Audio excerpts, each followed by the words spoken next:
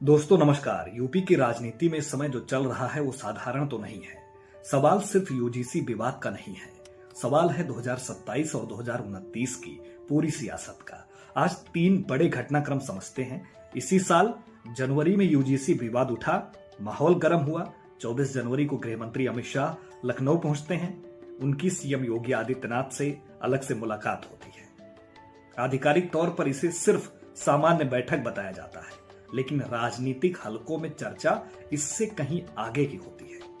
कयास लगे कि योगी आदित्यनाथ यूजीसी विवाद से नाराज थे। यहां तक कि अंदर खाने ये चर्चा भी चली कि उन्होंने मुख्यमंत्री पद छोड़ने तक का मन बना लिया था। इसकी कोई आधिकारिक पुष्टि तो नहीं हो पाई, लेकिन सियासत में ऐसी बातें यूं ही हवा में नहीं उछलती। दूसरा, 18 फरवरी को आरएसएस प्रमुख मोहन भागवत की योगी आदित्यनाथ से मुलाकात होती है और ठीक उसके अगले दिन डिप्टी सीएम केशव प्रसाद मौर्य और ब्रजेश पाठक से भी उनकी बातचीत होती है। और इसमें भी सवाल उठता है, क्या ये सिर्फ रूटीन मीटिंग थी या किसी तरीके का डैमेज कंट्रोल था।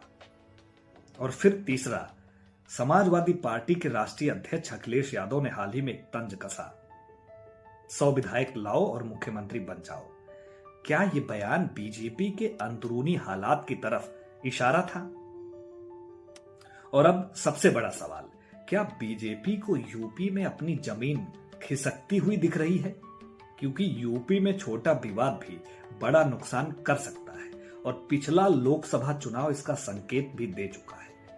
तो 2027 का चुनाव सिर्फ सत्ता नहीं तय करेगा, बल्कि 2029 की दिशा भी तय करेगा। और अब आप फैसला कीजिए, ये सब सिर्फ सामान्य राजनीति का हिस्सा है या फिर कोई बड़ी सियासी चाल।